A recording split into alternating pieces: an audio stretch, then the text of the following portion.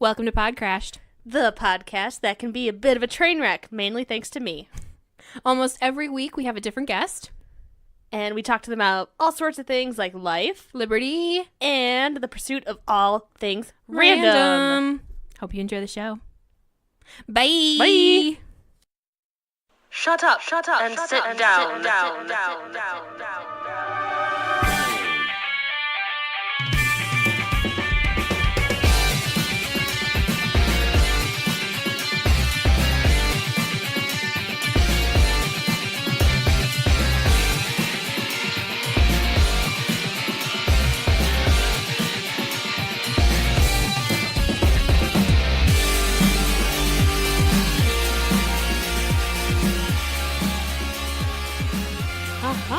That's my Jimmy Carr laugh. Ha ha! Oh, yeah. It kind of had to go into comedy if you have a weird laugh.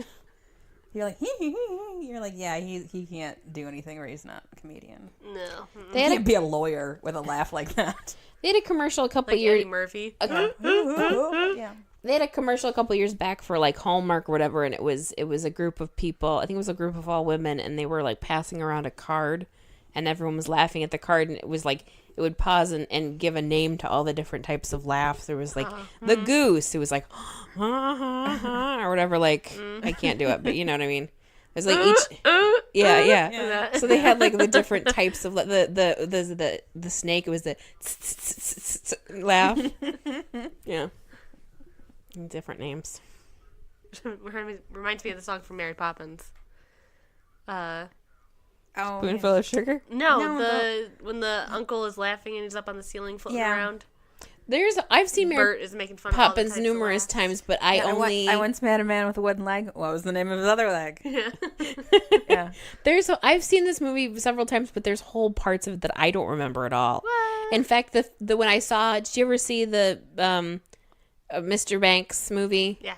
And it's like supposed to be about her father, and I'm like, I don't even remember the dad that much in the Mary Poppins movie. Like I didn't even think about him being a important part of the plot, but he is. He's like the main. Yeah, they just want his person, love. yeah. I That's never the whole remember. movie's I about. remember She literally desperately the wants scene where they father's love. clean the nursery, and I remember the scene in the park where they jump into the painting and there's penguins, and the scene in the beginning where she shows up and the maids are there. Like those are the only scenes I remember. So if it happened, I remember very clearly. I don't know why. oh, their mom was a suffrage. The mom was a suffragette, and Yeah. she has a story about how someone tied themselves to a wagon wheel and went round and round. I don't know why. That's the part I remember the most. I liked that character so much that when I saw that actress later on, I always had like a special place for her because I was like, Yeah. because she shows up in It's Mrs. Banks. was she in the Sandra Bullock one where he's in the coma? Yeah, she's the grandma in The that. grandma in that, and she's kind of like, her thing is she's an out of it grandma because she clearly has, her brain's kind of, so she's just like really nice and sweet, but has no idea who anyone is. Yeah. And so she's like, oh, Yeah, that lady had a really long career. yeah, Good for her. she definitely did. There was a story that she was supposed to be Mary Poppins, but they Oh, and then Julie Andrews just came in and was like, came in listen, and bitch. stole it for her. She grabbed her by the collar and she's like, you But listen like here. they gave her the part of the wife, but she wanted to sing, so she demanded that they write her a song. Yeah, Good, because I like that And song. they wrote her the suffragette. yeah. Hey man, leave me alone. Suffragette City. Not that song? Not that No, song. not that one. Wham bam, thank you, ma'am. Yes, it's exactly what she was Suffragette singing. City. Sorry. Something that tells me that song's not about actual suffragettes. I can't recall any of the lyrics besides Suffragette City. I just remember there's the part about there's Wham bam, thank you, ma'am. That's isn't there a part where you're talking about her having a fat ass or something? There's like some part about it and you're just like, oh boy, come on, Probably. Bowie. Come on. All right, well, welcome again, Jeannie. Yay. Thank you. It's glad to be back after so long. Glad to be out. Out and about. Or Oot and a Boot is our Canadian. I have nothing else in my life, so thank you. I Oh. like how we've bounced from having one sister. Yeah, your sister's too busy, Constantly so you got to my sister. another one. Yeah. My sister will eventually get busy again. Maybe your sister will clear up, She'll and be we'll back just go on, back yeah. and forth. We'll switch back and forth. Yeah. Sister, sister. I was gonna hear someone breathing. Thought you were gonna be you were the record scratch, and I'm like, and I don't think that sister. You're thinking of like Fresh Prince. I think had a record I scratch. always, whenever you say sister, I always think, when in trouble, you call DW. I don't know. Like Darkwing Duck. Yeah, Oh, it let's all- get dangerous. all one gigantic gelatinous blob Do-do-do-do, to me. Inspector Gadget. Do-do-do-do. No, that's Ghostbusters. Who you gonna call? Inspector Gadget. Darkwing Duck. Yep. Anyway, let's just do a mashup of all the songs from most kid shows. Rescue Ranger, Chip and Dale's. And like an erectile dysfunction doctor totally missed out on being like having his theme song will inspect your gadget. We'll inspect your gadget. Woohoo! Yep. That's the prostate exam. They throw that in. Woohoo! It was surprising, but I liked it. Just bend over and sing the Inspector Gadget theme song for me. He wears like a weird trench coat and a top hat, like a hat. Every so often, yeah, like a hand just pops out of his top hat. And his receptionist is always is the villain who's like Arr. Just petting a cat. yeah. He's just a metal claw. What was his name? It's Claw. I think. Yeah, was I it think it Claw? was like Dr. Claw, Mr. Dr. Claw. No. Dr. Claw. I used to hate that show because I thought Penny did all the work and Inspector Gadget was just there and he'd be like, "Rawr," and I'm like, you You're just kind Inspector of bumbling Gadget. around. He was a bumbler. I felt the same way about Mr. Magoo. I'm just like, freaking just take care of yourself, Mr. Magoo. Oh my god, just get some Cocky-ass glasses, white dude. man. If you just got some glasses, you could avoid all of this. Right? Right. And Would he be as never, funny though. he always manages to escape. Like he always manages to walk off the side of the building onto a beam that's being like Lifted up, hoisted. yeah. Like, but I don't imagine all the accidents he causes other people to have by like walking through traffic and causing accidents. Remember that movie Baby's Day Out? Yes, I do. Exactly the same Mr. Magoo, thing. but a baby. But a baby. But at least the baby, A baby with can claim ignorance. Diamonds in his... I just remember diaper, it's I think? Anthony Diamonds? There's some Lampanga. reason they're chasing him. I think it's something to do with diamonds in his diaper. or And something. Anthony Lapanga and not Stanley Tucci, but the bug I always think is Stanley Tucci and some other dude. And they're chasing the baby all around town. Yeah. Much like a Home Alone where you're like, hey, grown men, leave the child alone. Yeah. This is creepy. Yeah. You don't have to kill a kid. Just Yeah. Like there's like every other house on the block. Like why they don't even have that great of stuff there. Yeah. And he's broken most of it. Yep. Man. Right? Yeah. They he live was in a breaking rich lot of suburban stuff. area, The and he second one I manages to get, read. because if that kid, that smarmy little bastard, sent me to prison, Yeah. I'd probably want to And track they him down didn't, and they murder him. didn't Yeah. track him down either. They just happened across him. Even though if I, I would got out of change cities at that yeah, point. if I got I'd out be of like, that prison, kid's why would I toxic. go to New York City? Like You can hide amongst the I go to Florida. Florida. Yeah, if any place you can get away with crime, it's Florida. Just Yeah, saying. right. They have ton. Well, they report everything out of there though. You know, if you're white though, What? just saying they're two white dudes, they'll be fine. Right. And their big thing is that he puts tape around his hand and sticks his hand in change baskets. Like they're Yeah. not Sticky committing bandits. crimes. It's only because they chose a really uppity area. Yeah. If they had chosen a low or middle to low income area, they still could have gotten stuff. I feel like this. They wouldn't have gotten this arrested. children's movie was based on like another script for like an R-rated adult film Oh, about yeah. criminals with like maybe a massive drug addiction, or like one of them's like a Lenny character where they're just like, Yeah, he's dumb and and they just kind of Big made and- it into. I would buy I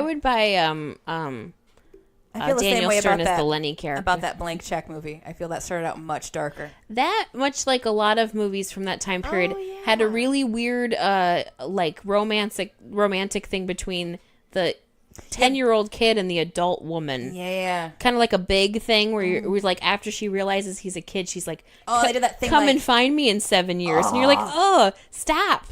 He's Yeah. a child. It's bad enough you had sex with him in that one unnecessary scene. I remember watching that movie in school and they had to fast forward the scene where he touches her boob. Yeah. It's funny though because she turns the light off and he turns it back on. But other than that, like unnecessary for that movie. Penny Marshall, right? Penny Marshall. One of the Marshalls. It wouldn't have been Gary because I don't think he put sex scenes. Even Pretty Woman didn't have that many sex scenes in it, and she was a fair. prostitute. Right. There was She took off her wig. That means they had sex. She had one condom in her boot. What kind of prostitute is she? She carries one condom with her. It wasn't one. She had a whole string. Yeah. Well, she had 2 or 3 varieties, right? Because she's telling about the type. Yeah. She's like, I Yeah. got this one that's got flavored. I got this one that's... Why would he care if it's flavored? Yeah, right? He's not giving himself a blowjob. Mm. Unless he is. I mean, Richard... Well, it's Richard Gere. We have heard things about Richard Gere. I have heard things about him. Which, all the power to him, I guess. Yeah. Not hurting anyone but himself. And as I recall, he Probably doesn't... Probably several spinal doctors. The 2 scenes, so she blows him while he's watching I Love Lucy. Yeah. Yep. And then don't they have sex on the piano in the public open space in the hotel? Yep. Yeah. They had that whole hotel room for that whole week, and they choose to do it on the piano where Yeah. anybody could see. Then in the room where she finally kind of kisses him. That's true. After she's almost raped by Jason But, Alexander. yeah. Yeah, because when you bounce back from that, you just want to make out with Richard Gere. Yeah. She's She's like, like, well, he gave me pearls, so I guess I Yeah. gotta. he didn't let her keep him, did he? I don't know. They never address whether or not, because she doesn't have them. She gets to She keep leaves. the clothes, though, because Yeah. when she goes back to her apartment, which isn't that bad, by the way. No, For she's being, doing like, well. right in Los Angeles, and it's, like, a second story, and he... Yeah. Well, she's got a roommate. Who's His roommate is a addicted drug to drugs. addict Steals all that of her they money. Yeah. really underplay that because she's like, oh, I needed drugs, and they're like, oh, you, Yeah. darn you, Kit, or whatever her name is. Yeah. And then she's like, I have money, I'm gonna give it to you, and you're gonna buy drugs. Like she pretty much is just like enabling her addiction. Laura San Giacomo. Yeah. Anyway, great segue. It's movies. It's movies based on things. I'm sure Pretty Woman was based on a real prostitute that Gary Marshall knew. I don't know if that's true, but from the Bronx. From the Bronx. I grew up in the Bronx. I bet he knew. I bet he probably shared an apartment building with like Big Rhonda or someone who was like the town prostitute. You know what I mean? Those stories.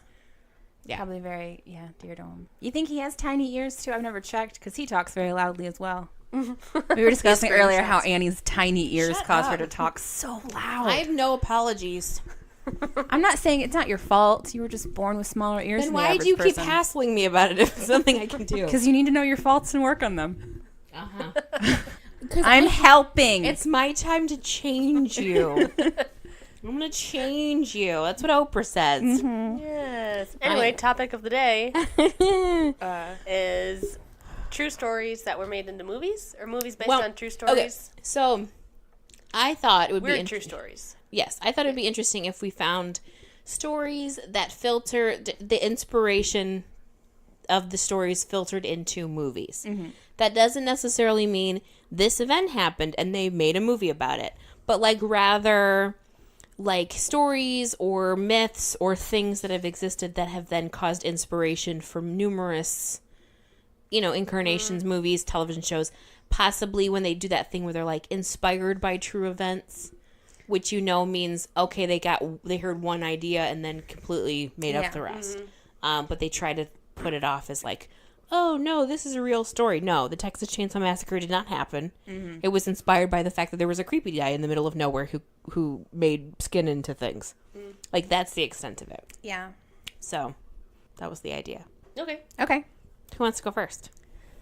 I can go. Well, go ahead. Okay. Okay. I didn't find a whole lot that I thought, because I kept coming over like the same like 6 or 7 stories. And I figured, well, Annie's already got that covered.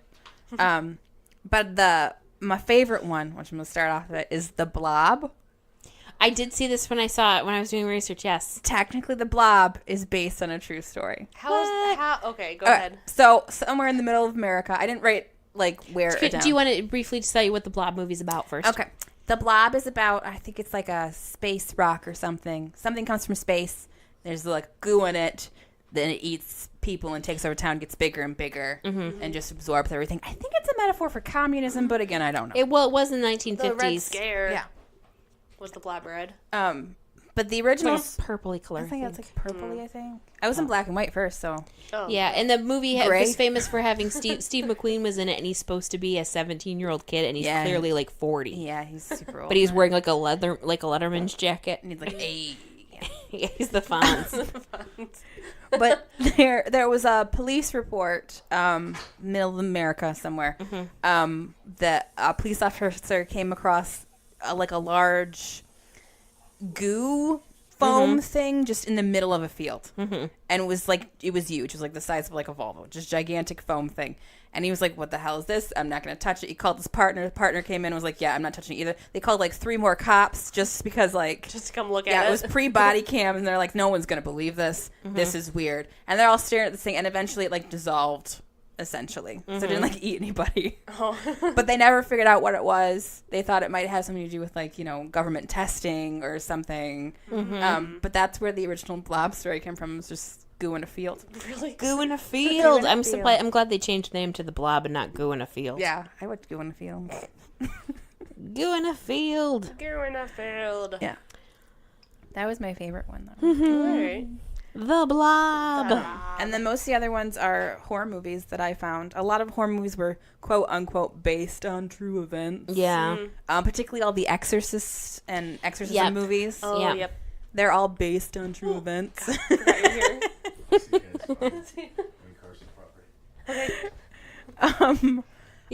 You literally looked at him like 2 seconds ago. And then you got scared. Forgot he was there. Yeah.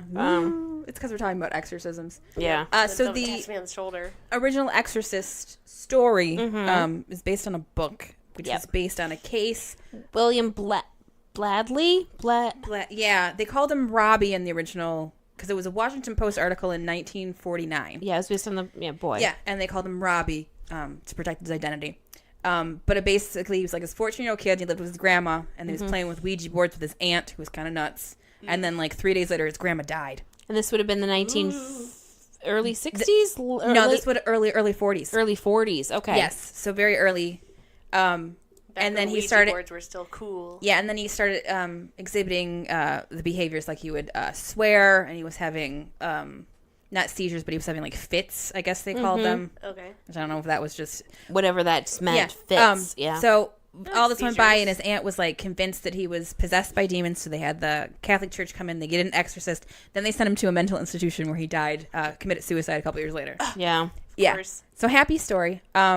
Looking back, the aunt was like, well, yeah, it was probably a grieving process thing. It wasn't. So Yeah. there wasn't. But that was what it was initially based on, was this Washington Post article that was like, is this boy possessed by demons? Hi, Kat. Did you see the one in the research, the one bit, the Exorcism of Emily Rose was based on? Yes. People went to It's jail like- for that one. Yeah, it's like Annalise something, and she was Hungarian or something. Yeah, she was. And she was a young girl, and yeah, again, religious family, started exhibiting these moods, and she would start speaking in different voices, they'd say, and all this stuff. They were convinced she was possessed. They had multiple exorcisms, like dozens of exorcisms over the period of, it was like 3 or 4 years. She wouldn't leave the house, and they tie her to the bed and all this stuff, and then she eventually died from malnutrition and starvation. And they took everyone involved, including the priest who did the exorcisms, to court because they thought it was just neglect. Which, looking back, Yeah, she probably had some form of like schizophrenia. yeah, and it's a lot interesting because a lot of these like movies or stories are inspired by a period of time before people really understood mental illness. Yeah. And so it was like that idea of like, oh well, clearly they're crazy and they're possessed or there's something. And it's just like, no, they just have a real severe mental issue going on, and they're not being treated. or Yeah. helped. Yeah. Yeah. What's my other one? The movie Rocky, based on a real person. Okay. All right. Chuck the Bayonet Bleeder Wepner. Wow, that's rolls off the tongue. Yeah. The bayonet bleeder. The Bayonet Bleeder. Okay, that's very specific. Well, his whole thing was that he was like kind of a big lug guy, and I think he was like a security guard or something, as opposed to a butcher. Is that what Did Rocky he only was? talk about how out of half of his mouth and kind of seemed like he was No, but mentally he retarded? could take a lot of abuse, and he could Like stand Rocky. for a really long time, and that was like, I guess, all you needed to be a boxer pre 1970. Just Yeah. wear the other person out. Pretty Yeah. much. But when Sylvester Stallone wrote the script for Rocky, he initially said that it was Because he wrote the based script on- for Rocky. Yeah, based on this guy. He saw him on like read an article or saw him on like an interview or something, and then that guy sued in 1976, and they settled. And Stallone then immediately said, "Oh no, I didn't. Ignore that." That man is a very interesting guy, Sylvester Stallone, because he supposedly, I mean, he has writing credits for almost every single movie he's done. Yeah, And well, he wanted to be a writer. That Yeah. was his whole thing. Which is funny because you always think of him as being kind of dumb, but I think he's relatively smart considering. Mm-hmm. But I do recall when it Cobra? he did a movie, and it was based on a book. Yeah. And he did the screenplay for it, and he thought his screenplay was... He tried to go back and get the author to credit him on the book because he did the screenplay for it. So he definitely is ego on him. Yeah. So I would be surprised if when they called him out on it, he's like, no, I never said that. I think he gets so many writing credits because he'll usually... I think he comes in, after seeing a script, he'll come in and rewrite it. Yeah.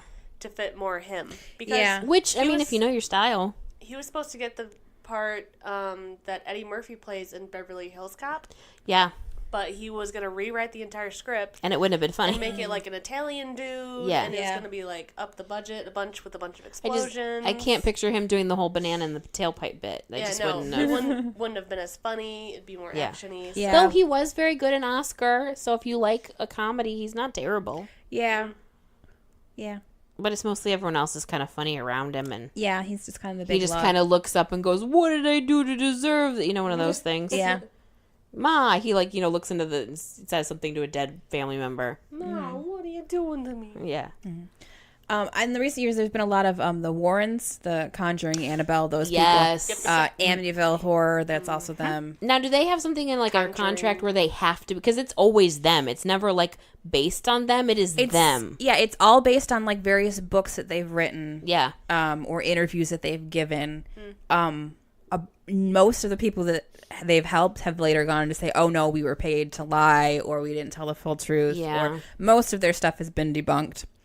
And they've had a couple of things like there's a rumor going around that because their scary room full of possessed things is a museum that is open to the public that you can pay to see. Yeah. It's not like in the movie where they're like, "Don't ever go in there." No, you. Yeah. They charge people to go tell in there. They tell people You're not supposed to touch things, though. they tell people don't look at the Annabelle doll, but yet you have to pay money to look at the Annabelle doll. So when you go there, apparently there's all these stories about like, okay, don't make fun of any of the things because these people made fun of it, and then on their way home they died in a car accident, and all of it's been debunked. Yeah. Essentially. So so anytime you see the Warrens and anything, just kind of be like, Psh, you guys suck. Yeah. Well, the Amityville, now they aren't usually represented in that a lot because, like, I would think it was done before their account came out of it because they helped write the book, The Amityville Horror. Okay, but they're not actually characters. But they're not actually characters in it because it was before they were like big and like famous. Yeah. Plus, afterwards, after the book was written for the Amityville Horror, the people involved, I don't remember the names. Something with an L. They came out and said, no, this is completely false. This isn't what happened at all. Because it's the family that was in there originally where the son killed the entire family, which was an actual true event. Yes. And then the family that moved into the house next claimed that it was the whole thing about it was possessed. But then it came out... They didn't move directly in next, so there was like 4 or 5 families in between. Yeah, so there's that they cover. Plus there's the fact that there was a history of violence in the family of the dad getting drunk and beating the kids and the mom up. Yeah. And so when they thought he was being possessed by the house, it was just violent acts that he was taking out on the family. And they were only in there, like a couple of weeks, not even a full month or something. It wasn't very long at all. And since then, the people in the family, like the kids and the youngest kid or whatever, has kind of grown up and he's an adult now. And he's like, yeah, my parents were just crazy. I'm pretty sure they thought like they chose the house because they they were into the occult. And now there's credibility in his aspect because says a lot of stuff that like he ranges his claims from the family was fine to he was abused. Like he's kind of wishy-washy on his account of it too. But at the same time, it's like there's so many mixed accounts of what happened that it's like, I found most how do you know which one's real? Most of these based on real events, particularly the horror movie side the people that they're based on are already crazy. Yeah. So it's not like anyone's getting the real truth here. Yeah. Yeah. Well, like anything, you have multiple accounts of one event. Even if people think they're being honest, your memory can be swayed so easily. Yeah. And I couldn't find anything about what exactly you needed to legally meet the requirements of to call something a true story. Yeah, there's really I looked for that and I looked for that and I couldn't find anything. You know what's funny is the movie Fargo. Yeah. The movie Fargo starts off and it says based on a true event. It is not based on a true event. And the Coen brothers put that on there on purpose because they thought it was funny. So they made the claim it was based on a true event when it was not, in fact, based on a true event at all. Mm-hmm. So they didn't have any repercussions for that. However, that led to the inspiration for a movie that came out a couple years ago that was made in Japan, I think, or China. It was a foreign film about a girl who lives in this country, and she watches Fargo for the first time, sees that it's based on a true story, is convinced that she can go to find the money that's buried in the movie. Like, so she goes on this whole pilgrimage thinking this is a real thing, and it's not. But yeah, they just popped it right on the front, and they didn't have any. I guess there's no legal. I guess you can't really. Because I know you can sue if they use your names and stuff. Yeah, I came across a lot of lawsuits. Oh, yeah. yeah. Yeah, and there's a lot of things like my example was the movie Open Water, which came out a couple years ago. Okay. Which is essentially two people, they get left behind, they're scuba diving, they get left behind by the scuba crew. Yeah. And then they get eaten by sharks, and that's the whole movie. Yeah. They don't even live, they just get eaten. I don't think they live. Maybe one of them lives. The story is based on neither of the people lived, but they didn't get eaten by sharks. They essentially, the scuba crew forgot them, didn't realize they had forgotten them for like 3 days, and then went back and found like a shoe. Yeah, because you can't stay in the water. Like, something's going to get you. You're going to drown. You're not going to be able to float in open water for multiple days. It's just, you're going to get And from that, they got, okay, there's this, like, there's a shark that's stalking them or whatever. Yeah. So. Yeah. But their family sued. And they settled, so I don't know. Whenever they settle, you can never find any information about how they settled. Yeah, because that's part of the settlement usually is you can't talk about it. Yeah. Just get money and hush up. Yeah. Hush. Well, there was, you remember that movie Alpha Dog? Yeah. So it's about this guy who owes this drug dealer a bunch of money. So the drug dealer kidnaps his younger brother who's, like, in high school. And eventually the younger brother ends up dying. But it was based on a true event. And the trial was pending. They hadn't even come to a verdict in the trial of this drug dealer for this murder of this kid while the movie was being made. And so the people making the movie were getting all this information from the court case from one of the lawyers. And so they had to stop the production. They sued a bunch of people. They had to change it. So this movie was essentially made and then halfway and then held for 3 years till the trial could wrap up. Yeah. And then they had to finish it. So if you watch it, you can see a drastic difference between now. To their credit, they got all the actors to come back, but you could see a drastic difference, including Anton Yelchin, R.I.P., who is the younger kid in it, and he ages. Yeah, he grows like a whole he's completely different because they they were making it while the trial was occurring, which I'm whose smart idea was that? Yeah, not a good idea. But. Do you have any other ones? That was my main ones, yeah. Okay. Cool. Do you want to do yours, April? Sure. Well, I guess I don't know why I couldn't find any horror movie ones. No, that's fine. I was worried that all we'd be able to find were horror ones. Yeah. Because those are the ones that seem to love saying that they're based on true events. Well, no, there's definitely Catch Me If You Can. Yeah. Oh, yep. With Leo and Tom Hanks. It's based on the life of Frank Abagnale Jr. He became an expert in forgery and disguise and managed to cash checks for millions of dollars, acting as a pilot, a doctor, a legal prosecutor, and tons of other stuff. And he was even the real guy. I think he was in the military, and he just he was posing as a doctor, but he didn't know anything about surgery. But he was kind of getting by just reading medical books. Shows you how far confidence can get you. Right. Yeah, no, don't question him. There's one particular point where he there was some major surgery that needed to be done on someone, and he had no clue how to do it. He literally went and just read a medical book on how to do it, or brought the medical book into the surgery with him, performed the surgery successfully, and then just kept going and gotten away with. I think he pretty much got away with that. It's my favorite summary of the movie Catch Me If You Can was from comedian Pete Holmes. Okay. Where he says, "Oh, is that movie where that dude becomes president with just a $5 bill and a Xerox machine?" Because a fair amount of the movie is just showing him how he forges forges certifications to be a pilot or to be a doctor. There's that scene where he's in the hospital and he just keeps asking people if they concur because he doesn't know what he's talking. So he's like, do you concur? And they go, I concur. And the one guy goes, do you concur? And the guy goes, what? And he goes, do you concur? And he goes, with what? You didn't really say anything. He's like, and then they all look at him and walk away. And the dude who didn't say anything goes, God, I should have concurred. Yeah. But yeah, that is a known, actually true story where the actual guy did do all that stuff. And he went on to work for the Federal Reserve to create the 20 where they put when they redid the 20 years ago and they put like the color and the thing that was part of a design background and stuff. Yeah, that he created. So yeah, fraud leads to jobs. Yep, it does. Yep. The moral of that story. Another kind of favorite movie of mine, or a good movie, is Surf's Up, where it's about the teenage girl who she was surfing in Hawaii and got her arm bitten. Soul Surfer. Soul Surfer. Not Yes, Surf's I was Up. like, Surf's Up's the Surf's penguins, Up's right? Penguins. I was like, Or I'll go with Surf, or this. But... I thought Surf Ninja. Surf Ninja. Oh, if Which that I'm were based on pretty reality, sure is yeah. not based on a real. But yes, Soul Surfer. Soul Surfer. Surfer. Yes. Hey, Soul Surfer. No, that's Hey, Soul Sister. Go ahead.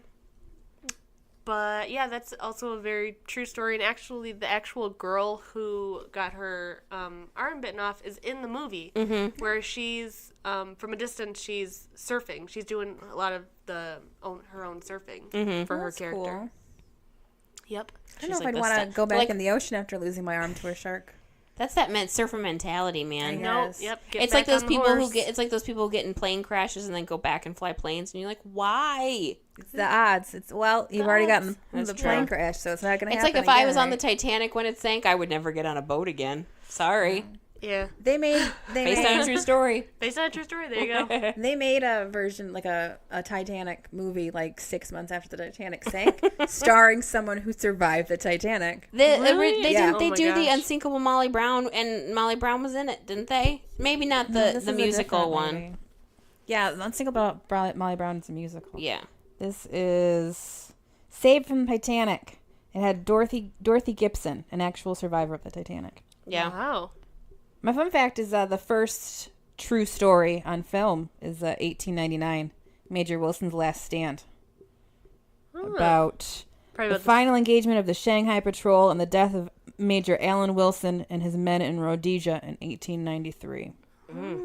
That's the first one on Wikipedia anyway that it's a real story. Nice. Yeah. Did you have any others? Well, I mean, Or any that come to mind? Historical or action movies. So Yeah. There's, of course, 300. About the Yeah. 300 Spartans, warriors that took on the Persian army. Was it the Peloponnesian War? Or is that a different war? I didn't really get a lot of Greek history. Like it just there's a lot of things some said that I reason- can't remember. All I got for Greek history was like literature, so I'm never sure if stuff is Real or if fiction. it's a myth. Yep. Yeah, true. And I'm like, well, this a lot has of Zeus times, in it. So a I'm lot gonna of go times with they're it. not sure if it's real or a myth. You know what I That's true. mean? I think there's a little bit of truth to every myth. Well, they say the Iliad and the Odyssey are based on real things, but like loosely. Yeah, no way. Maybe someone's journey, but he was Yeah. the part where he goes on the island with the women and that's just someone All of like his friends smoking. turned into cows. Is that? I think that's. Who's smoking some good Gulliver's marijuana. Travels is he talks to the horses. I don't think that's based on real. No, events. but I didn't know if that's where you were going with it because No, I'm pretty sure that she turns. that is where the pigs, origin of maybe? the word Yahoo came from, She though. turns all the men into animals and then they eat them. Like you do. Yeah. It could just be a cannibal story where they just ate them. and it Yeah. turned- He just needed something to tell his wife. She's like, the war's been over for like 15 years. And he was like, yeah, I was on an island with a lady. I mean, she was a witch and we had to eat our friends. Whoa, well, perfect segue. A cyclops, broke my ship. This is a perfect segue to the one that I had. All right. I had the Shawney Bean Clan. The Shawney Bean Shawney Bean Clan. SAWNEY. Shawney Bean, BEAN. Sounds like a porn star. Shawney Bean Clan. Okay. Shawnee Bean. So Alexander Shawney, in quotes, Bean, was said to be the head of a 48-member clan in Scotland who was reportedly cannibalists and were responsible for over 1,000 people's deaths. Ooh. Well, that's the choice between that or Scottish food. So, so it says Bean was born during the 1500s. His father was a ditch digger, and father was a ditch digger. And he tried to take up the family trade, but quickly realized that he had a little taste for Ditch digging. honest labor.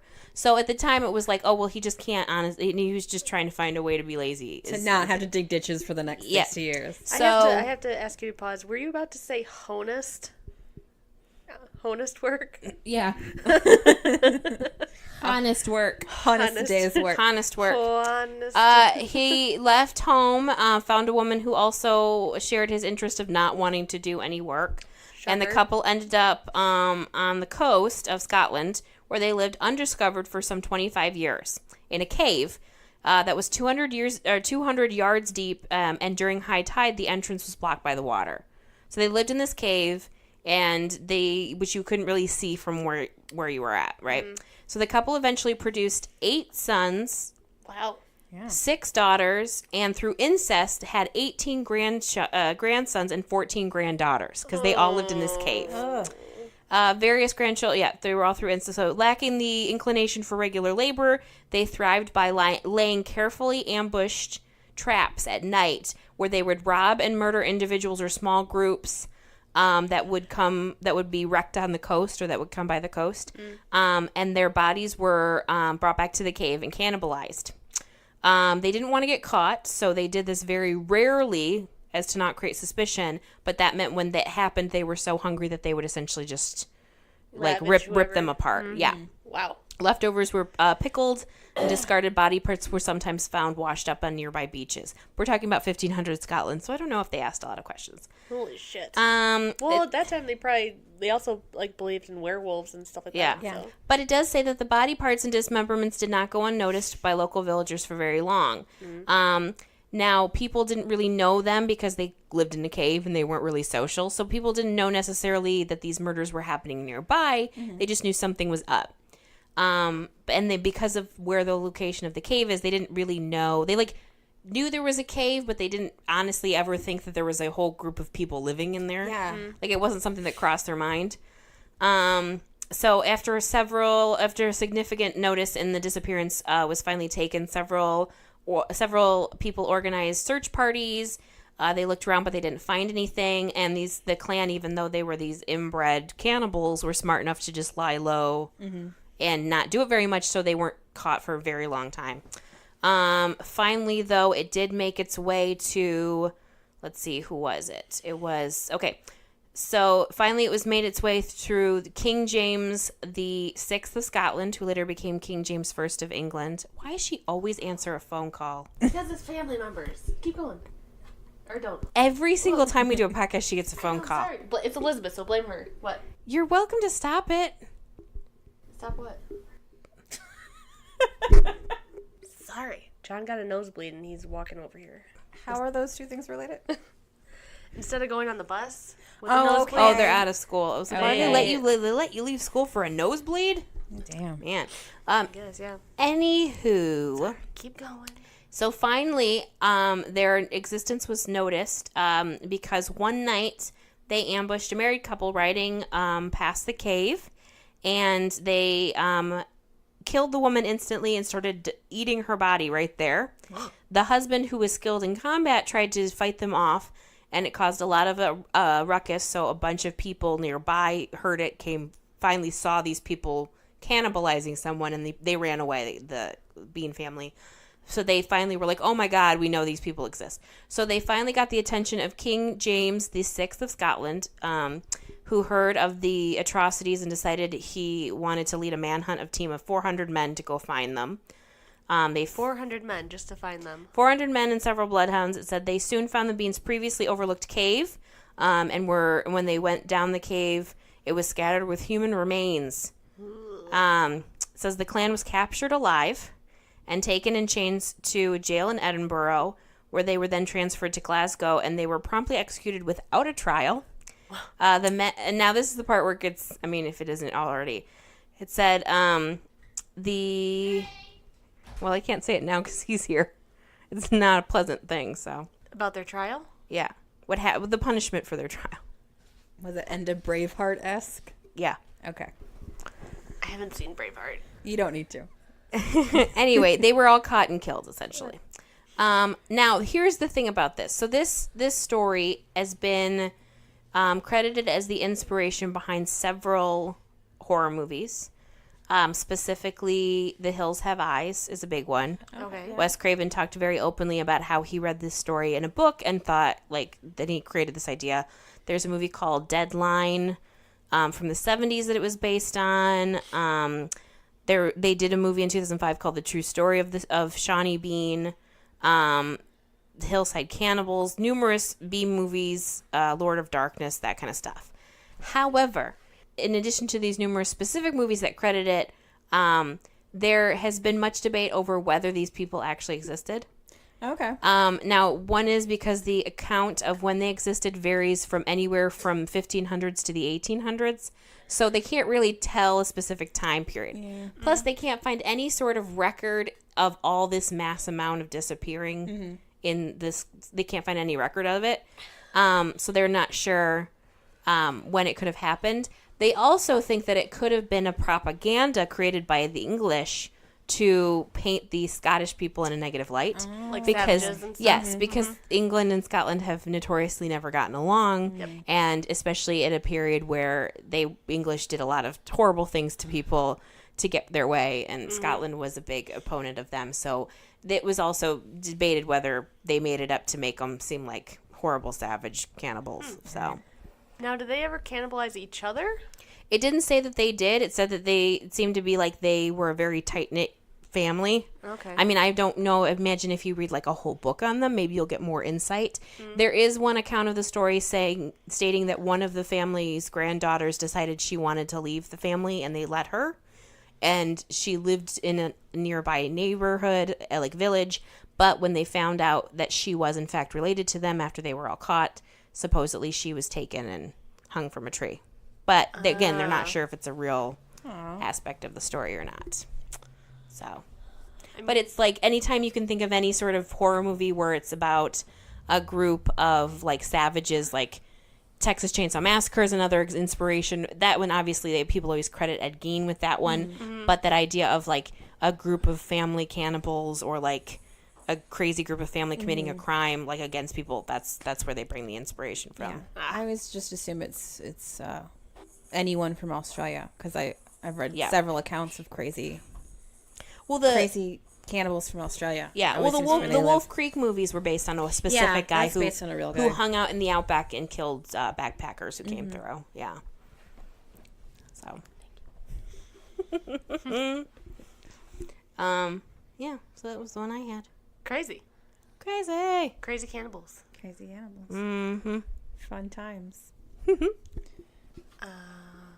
Anything else you want to talk about? I guess, have we done this? Like, if your life was made into a movie, what would it be about? What's the defining part of your life? Yeah. I feel like it would be a spiritual journey. I think we did. If it would be a genre or a type of movie, what movie would it be? Because I want to say, I remember it would be like a Wes Anderson film. It would look really pretty, but not a lot would happen. You know what I mean? Like everything would be kind of like nice and really slow paced, and maybe the music would be pretty good. Everyone there'd be characters who are like really kind of weird, but nothing really there wasn't to be a lot of ebb and flow in the plot. Yeah. I think mine would be mostly lies. Like that, what's the one with Jennifer Lawrence and Bradley Cooper that was out? American Hustle. Yeah, where the one guy is, he's the counterfeiter or whatever. And he gets drafted by the FBI and, but he made up most of it because what he was really doing was illegal. Yeah. And his poor wife, or the thing about his poor wife, Jennifer Lawrence's character there, who was all accounts was just a really nice woman who didn't want to deal with the illegal stuff, so they got divorced, and she was like ashamed because he had all these affairs with her and everything. So she got divorced and she moved away, and then when the book and then the movie came out, people hounded her so much and he kept saying horrible things about her that she eventually just killed herself. Jeez. Yeah. Because she's like, no, I didn't do any of this stuff, and I didn't, it was sad. Yeah. But Speaking of terrible people that were inspiration, so I also looked up. So there was a mobster who's still alive. His named Whitey Bulger. Oh, And he's pretty much the inspiration for almost every mobster on cinema and since like the late 70s. Really?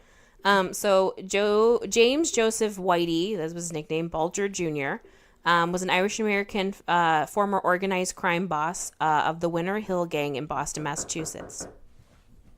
It's on the side door. Why is it on the side door? I don't know. I hate your house, April. Why do you have so many people around? You should have no one in your house like a good person. The craziness of my life. Crazy. Tom Edison had like 5 or 6 movies out in the 40s about him. I like how you call him Tom Edison. Yeah. Good old T.E. Yeah. Tommy E. He was an asshole by all accounts. Oh, yeah. Tommy E and the Two Tones. That's what he was in. Tommy E and the Him and light bulbs. Like Cole Porter and stuff. Yeah. Had a lot of biographies. Yeah, a lot of biographies. They're on all Cole over the Porter. place, though, because he was, well, not openly, but he was known to be bisexual, and some biographies are just like, nope, he left his wife. Yep. And she was like, no, we had an open relationship. Yep. Mm-hmm. Okay. So, so Whitey Bulger was born in 1929, Irish-American former organized crime boss for the Winter Hill Gang in Boston, Massachusetts. So that stereotype of a Boston mobster comes from this guy. Yeah. Federal prosecutors indicated that Bulger was they indicted him for 19 murders based on a grand jury testimony from Kevin Weeks and former associates he had. So he's currently in jail for 19 murders. Wow. Says according to the FBI, he was also an informant for the bureau beginning in 1975. However, Bulger denies this. Now, if I was in jail, I would certainly deny that I was an informant. Yeah. It says, however, as a result, the FBI largely ignored most of his organization in exchange for information from the inner workings of the Italian-American crime family. So essentially, they were pretty much like, okay, you can do illegal shit and we won't say anything if you tell us the skinny on the Irish or the Italian-Americans, because he was part of the Irish-American. So it's like the other crime syndicate. If you give us information on them, we'll ignore most of the stuff you do. Racism roulette. Yeah, pretty much. So he denies it, but that's supposedly what went down. Well, The Departed was based primarily on him, yes, right? the character, the Jack Nicholson character from The Departed is based on him. Obviously, the movie Black Mass was his story. Like, they call him Whitey Bulger. Anything that's ever starred Mark Wahlberg. There was the one with Michael Shannon, not Snowman, but it's almost called something with... Anyway, where he's in jail because he plays an assassin, and it's kind of based on Whitey Bulger as well. Huh. So he... for 16 years, he remained at large, so they knew he was doing criminal activity. They didn't do anything about it. For 12 of those years, though, he was second on the FBI's 10 most wanted fugitives list, behind Osama bin Laden. Wow. But it says, okay, so he was in 1943 when he was 14 years old. He was arrested and charged with larceny. And he was So shortly after his release in 1948, he joined the U.S. Air Force. However, he spent most of his time in a military prison as a result of several assaults. He later was arrested by Air Force Police in 1950 for going absent without leave. However, he was honorably discharged in 1952 and returned to Massachusetts. So he was in jail very young, went to the Air Force, was in jail there a lot, got out. I didn't think you could be in the military if you were in jail. I guess the early 50s, they weren't picky, I guess. Yeah. It says in 1956 he served his first term in federal prison when he was sentenced to time in Atlanta Penitentiary for armed robbery and car hijacking, which is where he met a lot of his mob connections. However, while he was there, he participated in the MK Ultra study that the CIA did. Whoa. So for 18 months, him and 18 other inmates, all of whom volunteered in return for reduced sentences, were given LSD and other drugs. Bulger later complained that he had been recruited by deception and that they were told they were helping to find a cure for schizophrenia. He described his experience as nightmarish and said it took him to the depths of insanity. So while he was a criminal before he went into jail, I don't think it helped later Oh yeah, that LSD that he did all those LSD studies. But the thing that I found was interesting. So he was in jail for robbery and car hijacking. He was moved in this entire time he was serving for the single sentence. He was moved to Alcatraz, and then moved to Leavenworth. So he served time at two of the most notably horrible prisons in American history. But yeah, that's where he made a lot of his connections. When he got out, he became a janitor and a construction worker. However, he soon became a bookie and a loan shark. Go back to what you know. Under the leadership of the dominant mob in Boston at the time. And he also became the guy's kind of right-hand man because he was so quick to be like, yeah, I'll kill for you. So he killed a lot of people in his time there. Over 20 years in South Boston, he was with this mob family. Yeah, a lot of stuff went down, but he was on the payroll. It said he, says, where does it say? Throughout the 80s, him and the guys he ran with ran extortions through eastern Massachusetts, so loan sharking, bookmaking, which must be betting or whatever, carjackings, armed trafficking. They paid off the Boston Police Department and the Massachusetts State Police, and as well as, according to them, the FBI that they paid off. Whoa. Yeah. For just paying them off, or do they, like... Paying them off for looking the other way, giving them information on other the mobs? FBI, for some reason, has no problem being like, oh, well, they gave us information, but they're like, no, we probably just gave them money. Like, but yeah, he was a crime boss. He actually had his peak crime in the late 70s, early 80s, when he kind of started taking over, when a lot of these other crime bosses started dying off or going to prison. But eventually he was tracked down, and now he's serving life in jail. But he did have a wife and kids, and he was a quote unquote family man. Most of them are. His wife's never spoken ill word of him. She's like, he wasn't abusive or anything, even though they got that all out at work. Yeah, right.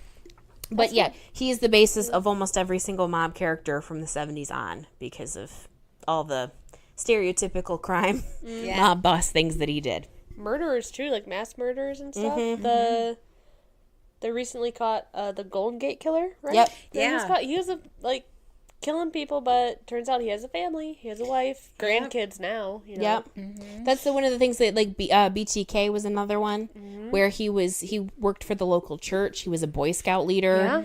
Other than like people will be like, yeah, he had a little bit of a weird kind of like, I don't know, vibe. Like he wasn't outwardly like creepy to people. Yeah. And he worked for, and he never is. Yeah, and he famously worked for a security company, which is how he got into everyone's houses. Of course, yeah. Knew all the tricks. Yeah. So let you sleep at night with that one. There's been several episodes of police shows where people's houses get robbed, and it turns out it's the security department, because they happen to do the security for everyone's house who got robbed, and it's just like, yeah, that's not your first inclination. If that's that's the common thread between these people, is they all have the same security system. How they getting in? Right. Yeah. That's crazy. Yeah. But there are several obviously people who've been the basis of a lot of characters. Yeah, definitely. Mob people or criminals. Serial killers have been the basis of a lot of different variety of serial killers. Horror movies. Yeah. Royalty. Royalty. What's her face? The blood queen there used to bathe in. Oh yeah. People's blood. I just had her name too. Yeah, she's usually, they use her. Elizabeth Bathory. Yes, they use her story in a lot of horror movies and a lot of. Yeah. Vlad the Impaler, obviously. Based on Dracula. What's that? Dracula. What's that? Really, it was just his last name was Eula. Who? Dracula. Oh, his name was Drac. Or Drake or something. Drake. But like it's Mr. Eula. They smashed his name together. Eula. Eula. Like Bueller, only Eula. No, Eula. No, what's the one on Netflix that's Australian and the lady gets house arrest and there's a guy living on the walls. Oh, Homebound? Homebound. Yeah, that's based on a real story. Is it? Yep. Dude, how do you live in the walls? Lived in the walls. I can see living in the attic. How do you live in the walls? Those are some I came across a lot of several stories about people who like move into a place or like knock down something and they find evidence that someone is living in their walls. Like probably like a dozen I came across while researching. And yeah, it's all really creepy. People find like recent stuff and they'll be like, well, they found like a banana peel or something that hadn't gone bad yet, but there's no other way into the house besides like the front door. So this person is obviously going in and out their front door. Or they find like evidence that someone at one point lived in there. I know a couple that moved into a house in Battle Creek and they found a hidden room that had like kids stuff in it. Like it had a wheelchair and it had like a baby cot and everything. Like there was a child living, but like in the walls essentially. Yeah. Like hidden rooms, but like just in a wall, like. Well, it was behind. It was like a whole cut out little doorway behind a bookshelf. So it was like wasn't a real room, but it was like in the walls. So it was like kind of made into a room. Okay. Yeah, and they found all the stuff when they moved in. There's certain houses where like it's kind of like the stereotype of like when you see like a movie and they climb into the air vents and the air vents are big enough to fit a person. Most air vents aren't, but occasionally you will come across like houses and buildings and stuff where the space between the walls is wide enough that you could have someone scoot through it. Story from the 80s that I want to say they made on Criminal Minds or one of those shows. But it was the lady's ex-boyfriend was living in her attic for like 3 years after they broke her up. Yeah. Well, she didn't know about it. They one of the stories again that inspires a lot of horror movies is the one about the farm where this farm in the middle of it was in Germany in the late 1800s and this their maid their servant lady, the woman who worked around the house with them, she quit because the house was giving her the creeps. She was hearing noises. It was just weirding her out, so she quit. And then about a week later, a neighbor came to the house because they hadn't seen the family in a while and found them all axed to death in the. I remember that. And it turned out that there was somebody living in the house, which is where they got all the creepy noises and stuff from. And then when she left, they hired someone else in, and one night this person killed all of them, but then proceeded to stay in the house for a couple of days and like feed the animals and keep the heat running. But a lot of times that idea of like, oh, it's a ghost. No, it turns out it's just some creepy person living in the house. Yeah. Blech. Blech. Yeah. Creepy people are everywhere. Yep. It's great. That's why Makes for good movies. That's why I'm afraid to open up the random little, like, I think it used to be like a coal room or something that's in my basement. Yeah. There are some parts of like houses that I'm just not going to go into. Yeah. I'm like, it's fine. It's an attic. I don't need it. There's some really creepy things to like old houses, like certain things in basements or stuff. Or like, have you ever heard of the thing where it used to be? So back when before you had disposable razors, when you just get literally razor blades in your razors, and they didn't really have a way to recycle them or get rid of them, so they just told people to cut a hole in the back of your mirror, like you're behind your mirror, into the wall, and just put your old razor blades in there into the insulation of your home. And it was such a common practice that if you go into homes older than the 20s, sometimes you will find the walls just full of razor blades. Because they're like creepy. Yeah, because they're like, just put the razor blade in there. There's like, well, you listen to my favorite murder. Yeah, they have this whole fascination with people writing them, and like if you're doing construction or renovation in your house and you find weird shit in your walls, you let us know. And so people will write them and be like, yeah, we totally went to the attic, and in the wall we found just in newspaper, like hay stuffed in. But like some of it's practical because there's history with it, and some of it's just like, no, some creepy person lived in the house and just stuff all their clothes back there, but it's real funny the weird shit people find hidden in houses, as long as you don't find bones, I think you're fine. It's when you start finding like a human femur that you're like, okay, maybe I should sue the real estate agent at this point. Okay, time to sell the house. All right. Okay. Bye-bye. I've never bought in a house, and I certainly don't think I know of anyone who's ever bought in a house that a known murderers happened, but I always wonder if they have to disclose that thing is actual legit. Yeah. Well, I know the haunting in Connecticut was based on a true story, not the actual possession part, but it was based on these people moved into a house and they knocked down a wall in the basement to make more room, and they found what was essentially like an old mortician's room, like embalming stuff and like tools and that type of thing. And it freaked them out so much that they didn't want to stay there, and they sued the real estate people For not telling them. Essentially. And they won. So Yes, maybe they have to. I don't know if that would be a freak me out enough to like not live in the house. well, they claimed there was like ghosts and stuff, but there was never any. I think they thought it was just for the lawsuit. There was never any like possession. Or I think in the movie it's like they did. There's other bones in the walls or something. They found like bodies in the walls in the movies or something, but they didn't. Not in. Probably have to hype it reality. up for the movies. Yeah, they definitely do. But it has about the one person did have cancer while they were there. I don't know if that. They got to keep that element in there. That was true. Yeah, it was a girl though. It wasn't a boy. It was the oldest girl. Yeah. I don't know why you switched genders, but So they could put the incomparable Kyle Gellner in there. Yeah. Remember Kyle Gellner? I loved Kyle Gallner. I'm sure he's still around. Beaver? It's not like he's dead or anything, but Beaver Yeah, from Beavs. Veronica Mars. every movie he's in now, though, he's like an asshole, or everyone else is an asshole, and I can't watch it.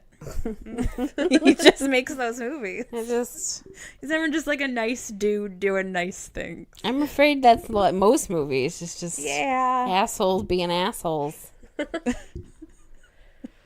Okay, it's an asshole, right? Literal? No, a guy who's a... Okay, it's an asshole. The guy's an asshole. And then his friends are even worse assholes, so he looks better by comparison. Yep. When he meets a girl and she's an asshole. She's an asshole. All right, final thoughts? Always get the rights to your own life. There you go. Yeah. Because someone might make it into a movie. Yep. And portray you horribly. Yeah. Yeah, you'd like to think that they'd choose somebody like real flattering for you, but maybe not. Yeah.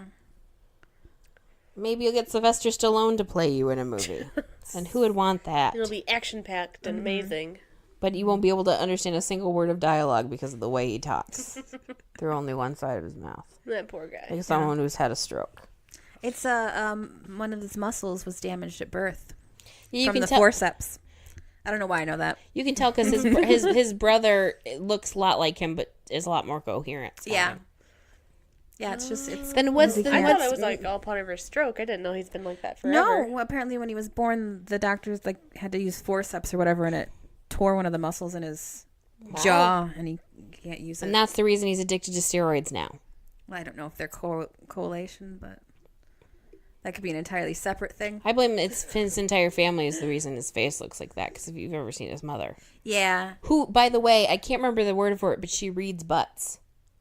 Jackie Stallone. Buttologist? Jackie Stallone, who is the mother of Sylvester Stallone, she is a psychic in the sense that she can look at your butt and tell you things about yourself. That's an actual form. It's like palm reading, only you read butts. You have to touch your butt, or she just look at it? She has to look at it. I don't think she can touch it. Oh. I mean, she can if you give her permission, but... Because I know they can do that thing where they touch the bumps on your head and tell you about you. That's a thing. Yes. Oh, I sense a bump right here. That means you were hit. I always wondered about that because I have a really flat spot at the top of my head, and I was like, that has to mean something. Means that you were dropped as a child. Probably. Rumpology I was close with buttology. Biology. is a pseudoscience akin to physiology or physiognomy, which is the head bumps. Yeah. By your flat butt, I can tell that you stand a lot. Mm-hmm. Or walk a lot. They look for dimples, warts, moles, and other folds in the human buttocks. I just assumed all that stuff was genetic. Like if your parents have a flat butt, you have a flat butt. I think it is. I don't think they. Well, But when I I think look, it's also like activity. but if you look So under that's this article, Jackie Stallone's listed. It's just because she's the most famous. Yeah. I would argue only. It says she's an American astrologer, former dancer, and promoter of women's wrestling. That is how she is credited in her Wikipedia page. All On that note, go get your butt read. Yeah, go get your butt read. Rumpology. Yeah, see if they can tell you about the Lifetime movie they're going to make about you so you can get the rights ahead of time. Yeah, so thanks for joining us. You're welcome. Thumbs up. Thumbs up. Thumbs up. No one can see it. Yeah. They're just imagining it. Imagine our thumbs. And put a finger up. You decide which one it is. All right, Donka bitches. Donka bitches.